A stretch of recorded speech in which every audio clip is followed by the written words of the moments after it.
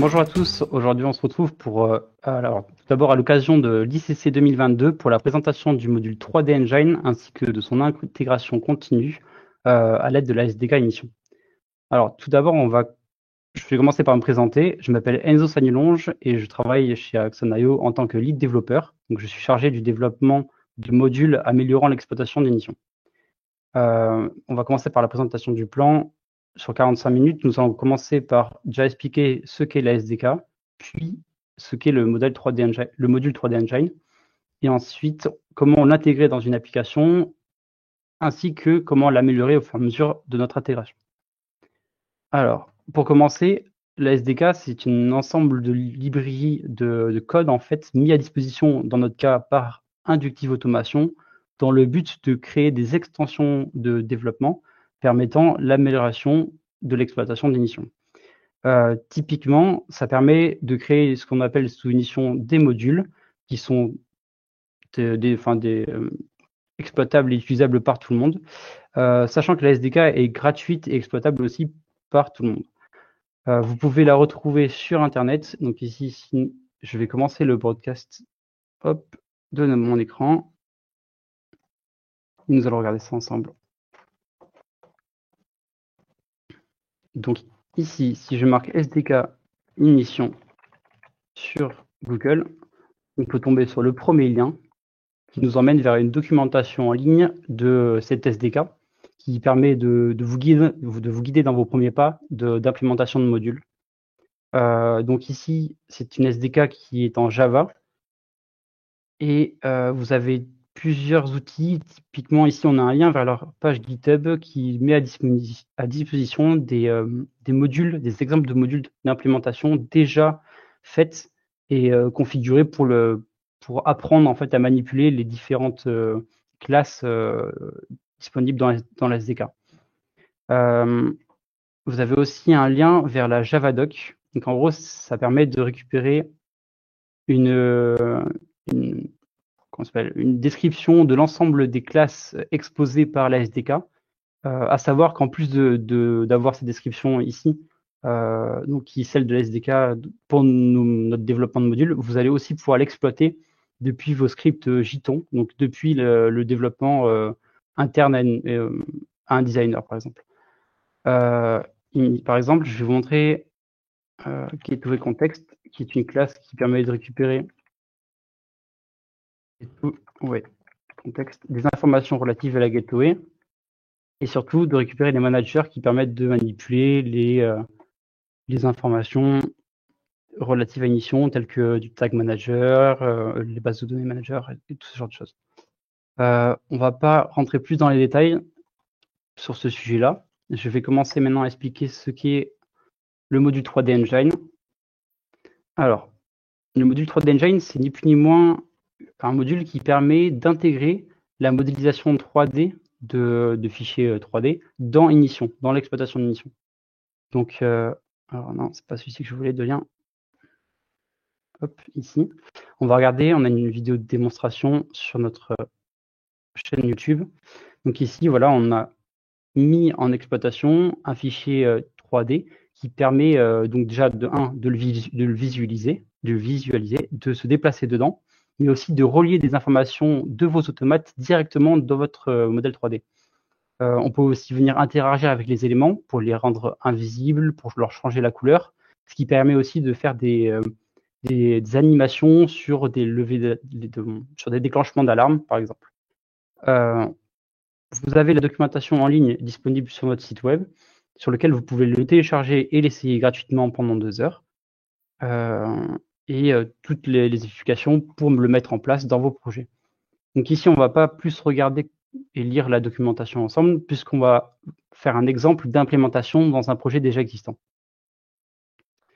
Alors, commençons par, du coup, ouvrir notre gateway. On va récupérer notre module, puis l'installer pour commencer. Je vais vous rendre du coup dans la partie config module, puis installe or upgrade de module. On va venir choisir notre module qui se trouve, moi, dans un dossier fait spécialement pour l'ICC. Hop, 3D Engine, et je l'installe. Donc on va le retrouver en bas, en mode, enfin en état running, donc c'est bon. Celui-ci donc sera maintenant pris en compte par notre designer si on ouvre une application. Je vais me baser sur l'application présentée lors de la dernière session d'ICC, donc par Monsieur Culel, sur la présentation du module Sofrel. Et en fait, l'objectif, ça va être de créer une vue qui sera rajoutable aux composants de dashboarding et du coup qui permettra d'exploiter le modèle 3D plutôt qu'un modèle 2D fait en SVG. Alors, je reprends. Ici, on lance notre designer.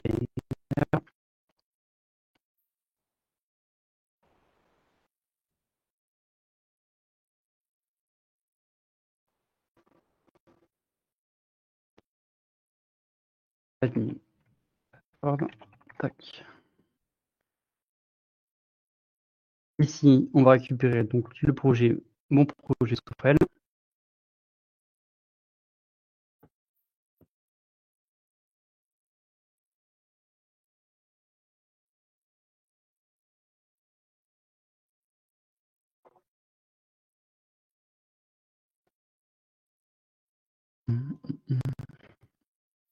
Alors, le module 3D Engine se base sur une librairie d'exploiter en gros les fichiers 3D. Et du coup, si vous voulez, donc, dans le module, on a une partie web pour tout ce qui est composant perspective, dans laquelle on vient en fait appeler cette librairie et venir l'exploiter. On va regarder ça après ensemble dans le développement, donc dans l'IDE IntelliJ. Maintenant que notre projet est ouvert, on peut du coup regarder la partie perspective et voir du coup que les vues du projet parent sont bien présentes. On va venir commencer du coup par se créer donc une vue dans le templates que l'on va appeler 3D. On va la mettre en mode flex.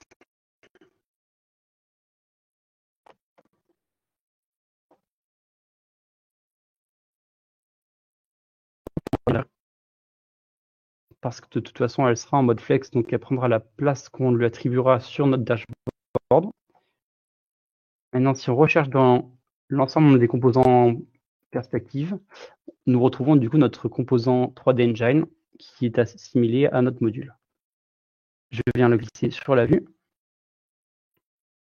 et je vais venir le mettre en Grow 1 de façon à qu'il s'extend lorsqu'on va venir étirer notre card sur notre dashboard. Alors, pour commencer, on va venir récupérer notre modèle 3D en format XKT. C'est un format qui est propriétaire, enfin pas propriétaire, mais qui est fait pour l'exploitation de notre module. Il y a toute une partie sur la documentation qui décrit comment arriver de modèles lambda vers notre extension.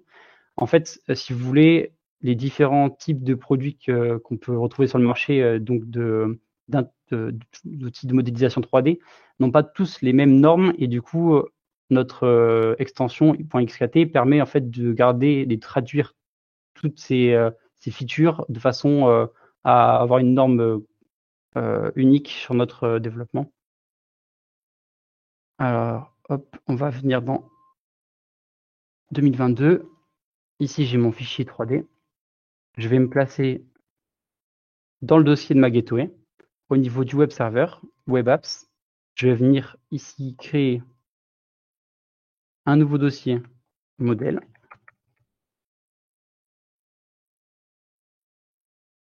Le coller dans ce dossier-là. À partir de ce moment-là, on va pouvoir, du coup, sur notre 3D, dans la propriété URL, renseigner le chemin vers notre fichier. Donc, ce sera modèle/sofrel.xkt. Je vais mettre en mode run.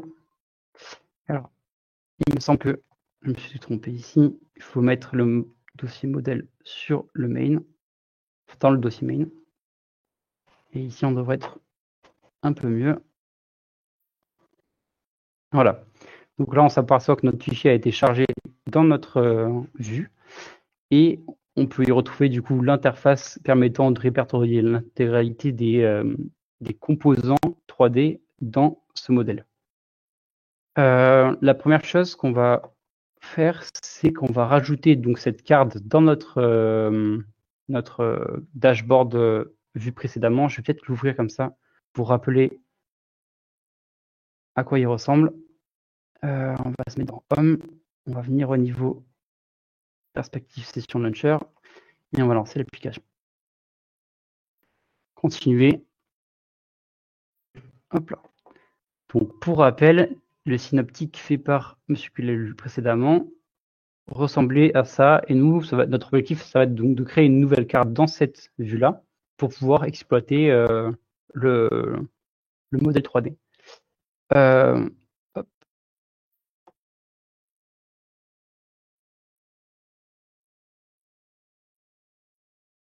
Alors, il faut falloir que je me retrouve du coup où se trouve le dashboard.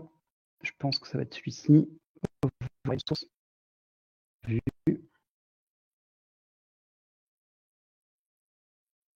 Ok. Sur le dashboard, on va venir du coup rajouter un composant disponible ici en faisant plus, sélectionner notre template précédemment créé. Donc ici, ce sera 3D. Et ensuite, on va lui donner un nom. On va lui mettre Sofrel 3D. Ok. Je sauvegarde. On réouvre notre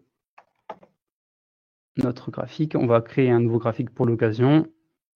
Je vais y mettre du coup Sofrel 3D. Et on va un peu regarder à quoi ça ressemble. On peut s'apercevoir du coup sur cet exemple que, on va se regarder,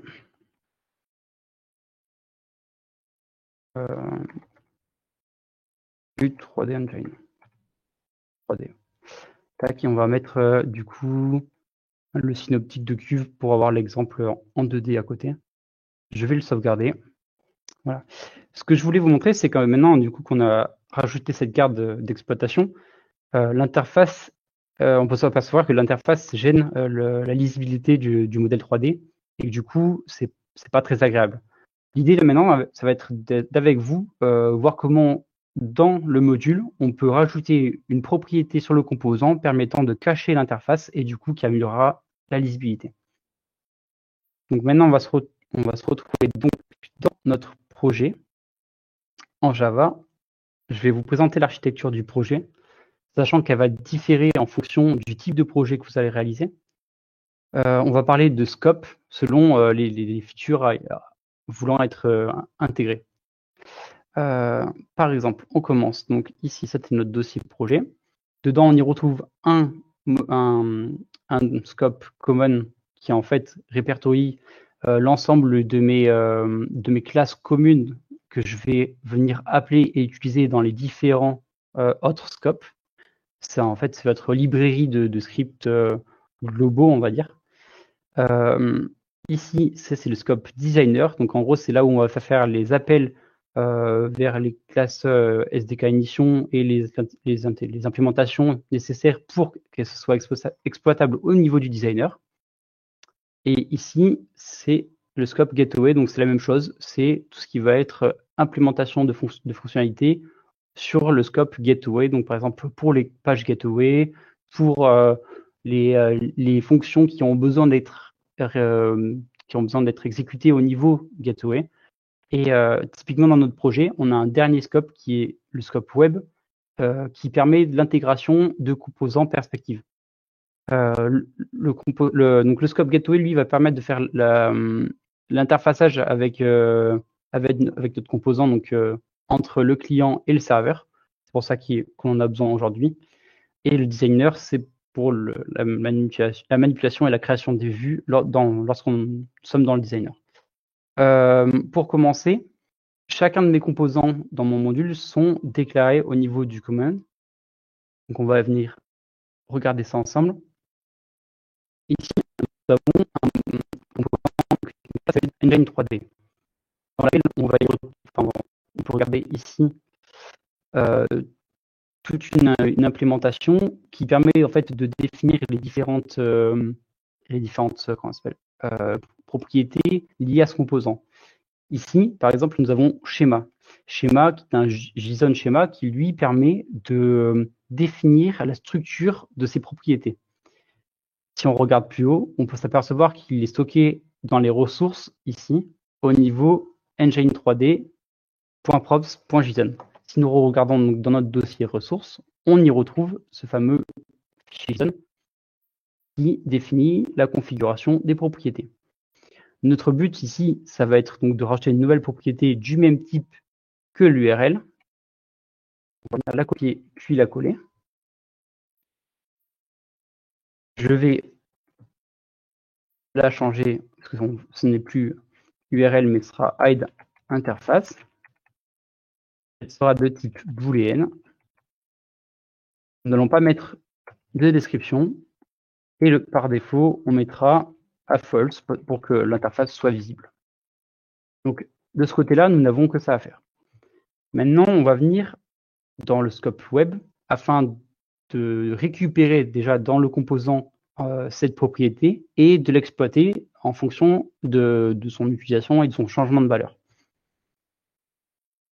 Donc, on va se rendre dans Package, Client, TypeScript. Hop. Ouais, je l'ai pas précisé, mais d'ailleurs la partie web est développée donc dans le langage TypeScript qui a un cycle de vie orienté React. Donc on va voir ça ensemble dans Component et Engine 3D. Donc ici on y voit la déclaration de mon composant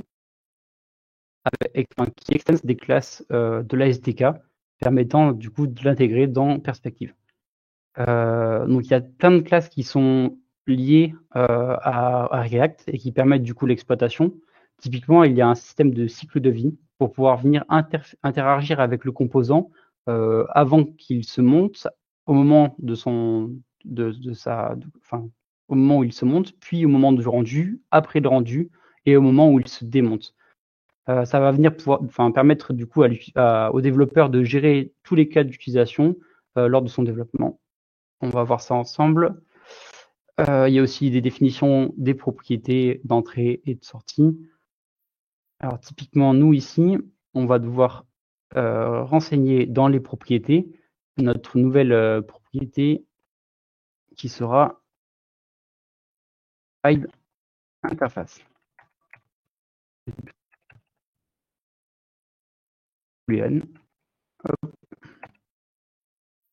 Ensuite, on va devoir...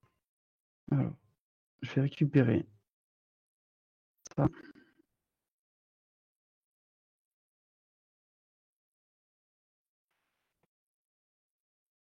Ok. Donc maintenant qu'on l'a ici dans nos propriétés, on va venir l'utiliser un peu plus bas dans notre composant. Au niveau du rendu, on va en avoir besoin dans la déclaration de la structure. Donc ici, on y retrouve en fait dans le render, donc le cycle de vie render, dans le return, on y retrouve la structure HTML retournée par le module dans la page web. Si on se retrouve ici, si je fais F12 pour ouvrir l'inspecteur, on va pouvoir cliquer sur le composant et regarder un peu, si vous voulez, les différents éléments. Donc ici, on peut savoir que le TreeView est représenté par l'ID TreeView et que le cube est déclaré à myNavCubeCanvas. Si on regarde maintenant dans notre développement, on y retrouve typiquement les mêmes ID qui ont été déclarés. Donc, notre but étant, donc, au moment de la sélection de cette propriété, donc hide interface, de venir changer et interférer la visibilité de ces composants, de ces blocs de données. On va venir du coup rajouter la balise style.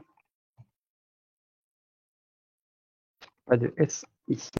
On va venir du coup créer un dictionnaire qui sera donné pour la visibilité Ensuite, selon la valeur de la propriété,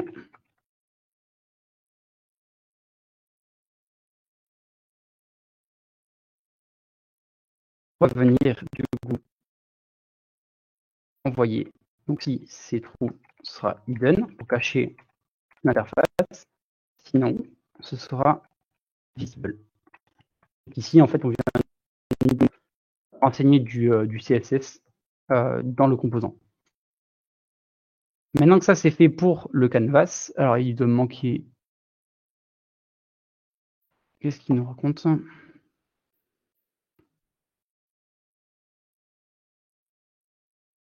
Il doit manquer quelque chose. Tac, tac, tac. Ouais, j'ai manqué un i ici. Visibility. Ok. Je pense que c'est tout. Bon, pour regarder d'où vient le problème ici.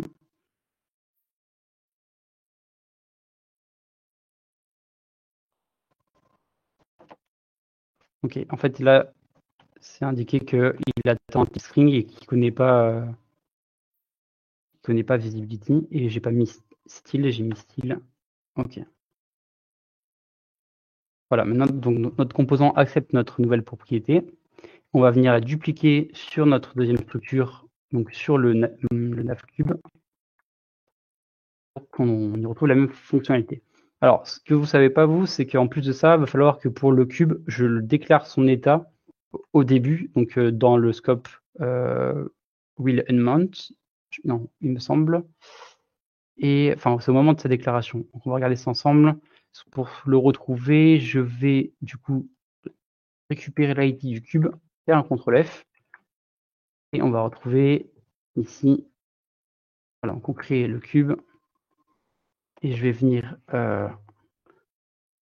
dans Visibility, selon la propriété, venir mettre la propriété renseignée dans le designer. Tac, pof, props, l'interface, et du coup ici c'est l'inverse, parce que quand celle-ci est active, on veut que visible soit true, et inversement. Ok. Dernière chose, j'utilise un delegate pour d'autres features, et du coup qui me demande de renseigner aussi la nouvelle propriété hide d'interface, pour comment la récupérer et comment exploiter les informations du composant du client dans notre code. Donc ici, hide d'interface.tree.boolean, on va renseigner l'adresse à laquelle regarder dans la structure. Donc ce sera hide interface. Et on va mettre par défaut la valeur false. Ok. Donc à partir de ce moment-là, je pense qu'on a à peu près tout bien implémenté.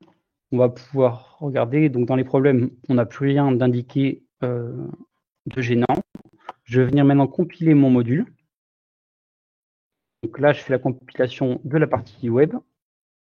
Je ferai la compilation du module complet. Et on restera le module sur la gateway pour y voir les modifications.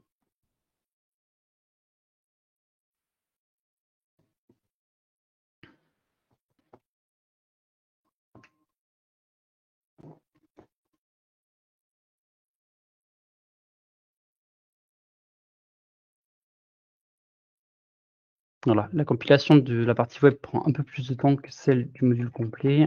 On va maintenant, du coup, voilà, compiler le module.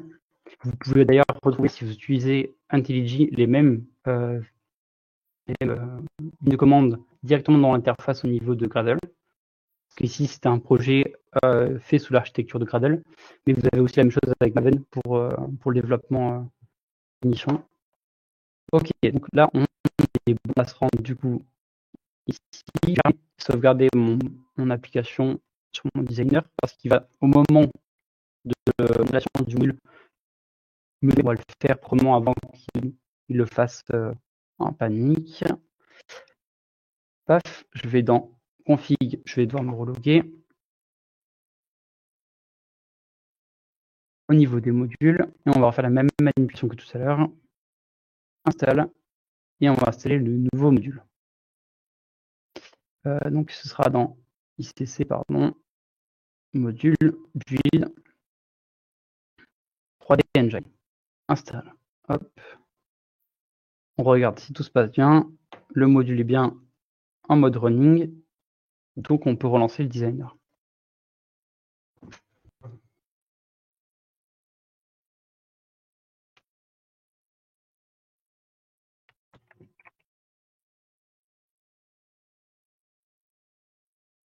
Donc, on ouvre mon projet Sofrel.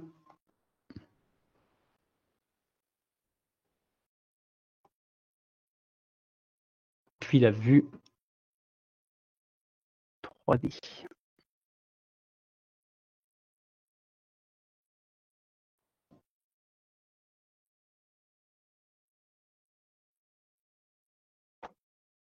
Ici, dans Perspective View, Templates, bon, vous allez me dire, on peut le retrouver ici, en 3D, effectivement. Ok, M3D. Et du coup, ici, la propriété hide interface est venue se rajouter par elle-même. On va faire l'essai directement. Je vais cliquer sur hide interface. Et on voit que la structure ne s'est pas cachée. Donc on a typiquement oublié sûrement quelque chose. Ok, donc je vais revenir sur le code. Au niveau du composant, on était dans le render.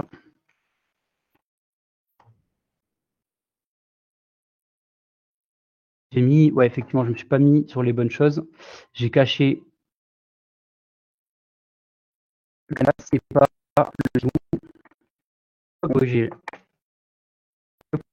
Je viens recompiler mon module.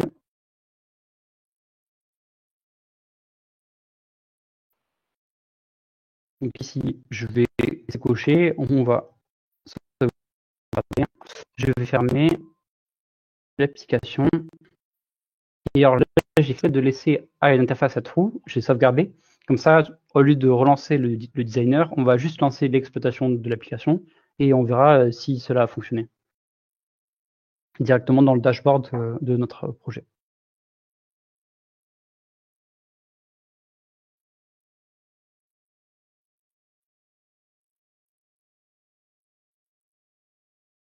Ok. Je build le projet complet. Hop. Je vais venir. Ok, le projet est compilé intégralement. Récupérer le module, installe. Et maintenant, on va se mettre dans l'exploitation. On va regarder au niveau global, synaptique, dans notre synaptique créé précédemment, vue 3D. Et voilà.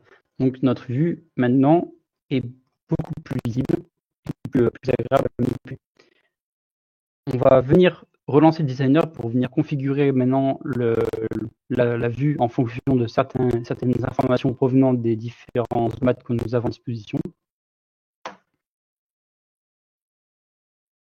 Et on reviendra après ici, password. Alors tout d'abord, on va venir modifier la couleur de certains composants. Maintenant ici, avec la conversion du modèle 3D, alors, celui de base est un GLTF fait avec un logiciel spécifique. Typiquement, là, on voit que lors de la conversion, la couleur a été perdue et a été remplacée par du vert sur l'intégralité. On peut voir du bleu ici. Donc, du coup, nous, on va venir override cette couleur pour que ce soit un peu plus joli. Puis, on va créer du coup un lien de données via un binding sur nos tags pour avoir une donnée en temps réel. Donc, on relance notre projet.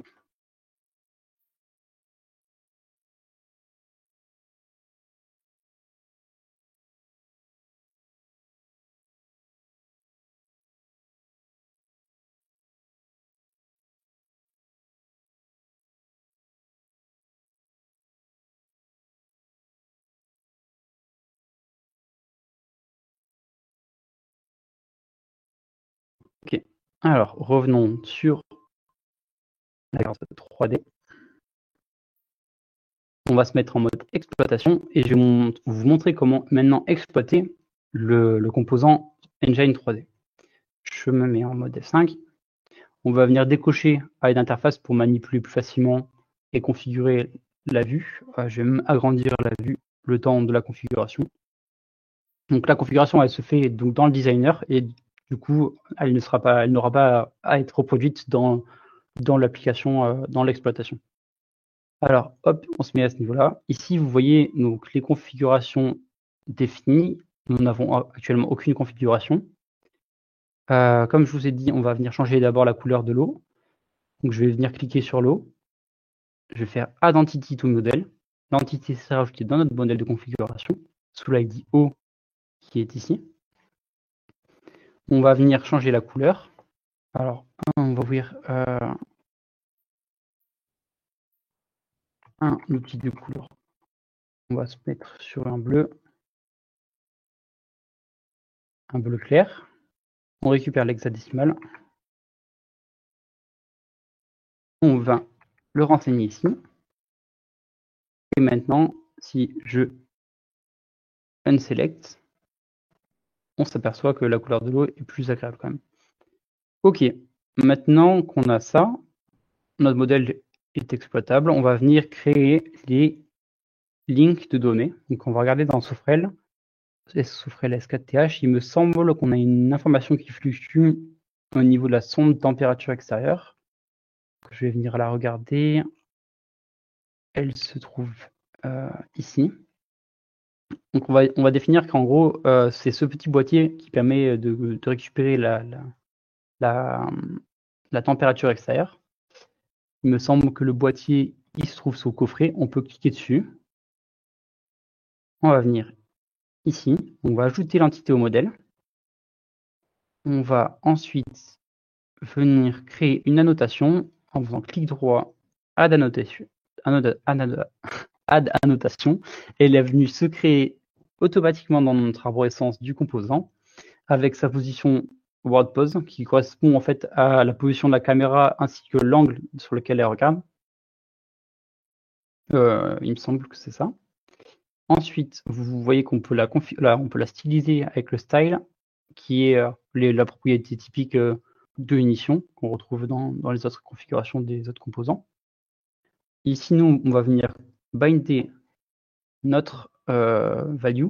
Alors, ce que je vais faire avant, c'est que, étant donné qu'on a plusieurs automates, on va venir faire une présélection, une pré-récupération donc de la valeur. On va venir, du coup, non, on peut directement le faire dans le binding en fait. On va le faire en indirect binding ici, tag indirect binding. On va venir dans le provider Sofrel au niveau de la sonde extérieure ici. On va récupérer le nom du Sofrel, on va l'enlever, on va mettre 1 pour la référence numéro 1 dans le pass, puis on va faire le binding parce que le nom du Sofrel sélectionné, si j'y arrive, eh bien, je sais pas pour quelle raison il veut pas que je le prenne ici. Bon. Ce que je vais faire, c'est que je vais mettre sur un custom pour récupérer le pass exact.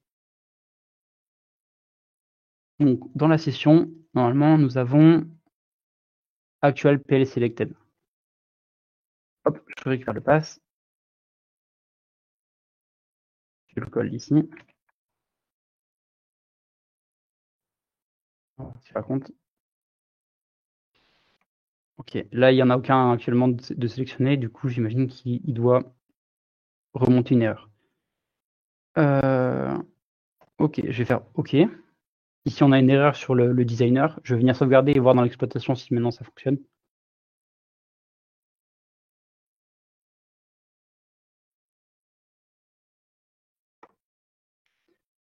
Apparemment non.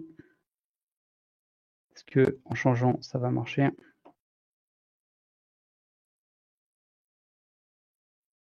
Ok, ce n'est peut-être pas cette information-là qu'il faut aller récupérer du coup. Vraiment récupérer le. Voilà. Ça marche mieux que tout à l'heure. Édition custom, actual selected. Hop. Est-ce que c'est mieux comme ça? Voilà, c'était la syntaxe qui, je pense, était pas bonne parce qu'il manquait les accolades. Parfait. Très bien. Et maintenant, si on vient au niveau de notre coffret, comme tout à l'heure on l'a fait, on se tourne au niveau de l'endroit où on l'avait. On voit qu'on a notre valeur. Alors là, elle est un peu longue, donc on va peut-être venir l'arrondir pour qu'elle soit plus lisible. On va ajouter un transform en script Python. On va mettre round pour avoir 2 décimales. Il me semble que cela fonctionne parfaitement. Voilà, donc maintenant on a notre valeur en temps réel sur notre dashboard 3D. Si on revient au niveau de la vue. Alors, apparemment, ouais, du coup, vu que j'ai pas encore enlevé le hide, on va cliquer sur coffret. On va abaisser. Voilà, parfait. On le verra tout à l'heure un peu mieux. Et maintenant, je vais du coup vous montrer comment on vient créer une animation 3D, une animation 3D sur une alarme, par exemple, pas 3D. On va se placer ici. On va dire que ça, c'est la chaudière. Il me semble que la chaudière THD1 possède un état de défaut. On va venir créer une alarme dessus.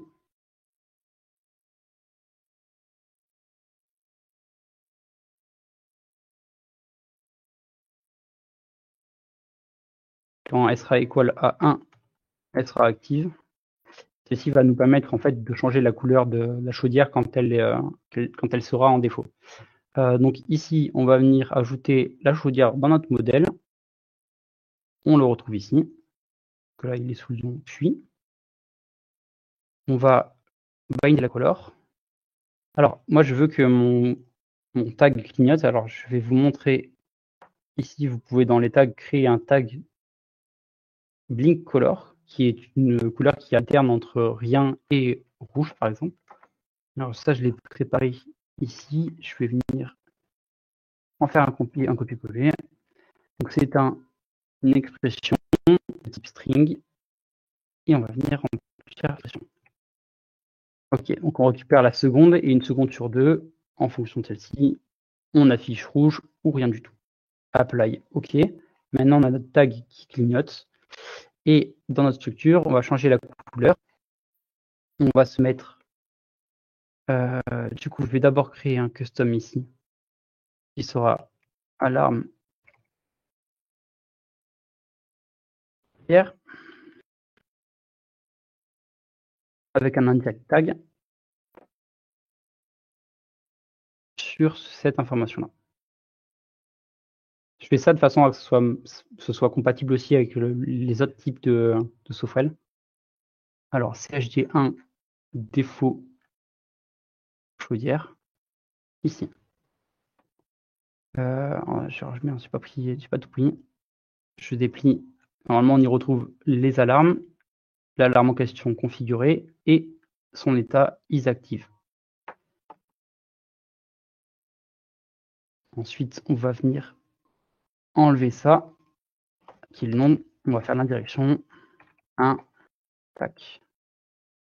Tout ça.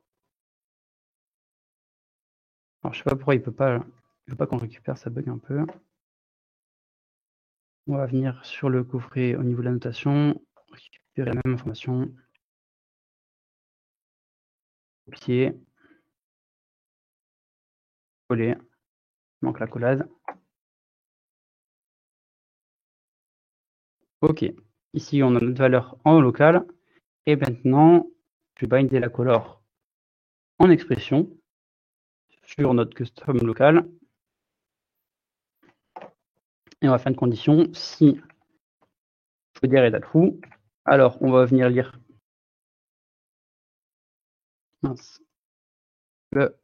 la couleur blink, qui s'appelle new tag, sinon on renverra la couleur vide pour qu'il reprenne sa couleur initiale. Je mets sur OK. Et là, normalement, on voit que la couleur doit changer de couleur. Si je sauvegarde. Parce que sur le S4, la chaudière est actuellement en défaut, il me semble. Vue 3D. Okay. Je vais du coup maintenant réactiver Hide Interface, reprendre l'exploitation.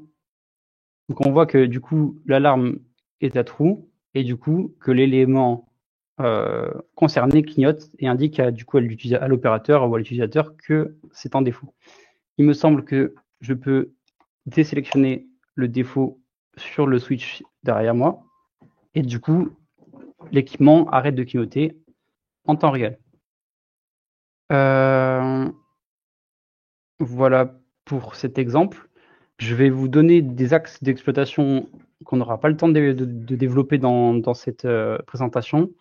Typiquement, depuis les composants, vous avez depuis ce composant, vous avez la possibilité d'accéder à deux features qui sont deux méthodes, qui sont, par exemple, si je mets un bouton, fly2 et fly2 entity. Ici, je vais venir rajouter le code permettant de fly2. On rajoute un script sur le bouton. On va venir récupérer le composant lui-même. J'enlève la propriété inutile. Je viens appeler fly2 entity et je vais y créer, du coup, je vais y mettre en propriété l'id cuve, par exemple. Je vais fly2 cuve, sauvegarder. On va regarder ça ensemble. Maintenant, on a le bouton fly2 cuve et si je clique dessus, ça nous téléporte en gros sur l'objet cuve. Et typiquement, ce que vous pouvez faire, c'est que sur votre dashboard, vous pouvez imaginer sur chacun de vos cartes correspondants, associer un petit bouton avec fly2 l'ID de l'entité en question sur le modèle 3D pour en fait que ça se déplace correctement vers l'objet voulant être sélectionné. Sachant que là, quand on fait fly2 entity, ça vient mettre en transparence les ensembles des composants du modèle 3D non nécessaires et ça sélectionne en gros le composant sélectionné. Voilà pour l'exemple et du coup, si je vous montre dernièrement une vue qui vient utiliser la même carte en gros sur le S5TH, vous pouvez voir qu'il y a une erreur. Je vais l'appeler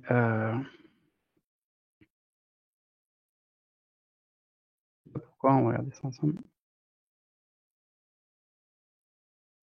Sur l'expression 3D, configuration 2, color. Donc, a priori, là, ce qu'il me dit, c'est que l'alarme que j'ai créée tout à l'heure n'existe pas sur mon Sofrel S5. Si je viens la créer rapidement, on devrait du coup avoir l'erreur qui saute et le composant sera exploitable pour les deux automates. THD1 défaut chaudière, alarme, équal 1. Ok, sauvegarder. Et là, l'erreur disparaît. Voilà, je pense que c'est à peu près tout. On doit arriver à la fin de la session.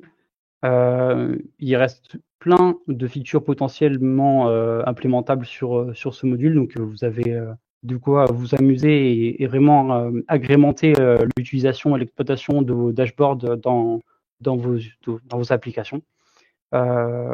Vous pouvez du coup retrouver toutes nos informations relatives au module ou à une mission et à notre entreprise sur notre site Axon.io. Et vous pouvez contacter aussi nos commerciaux si vous avez besoin de plus de renseignements. Du coup, je vous souhaite une bonne fin de journée et à bientôt.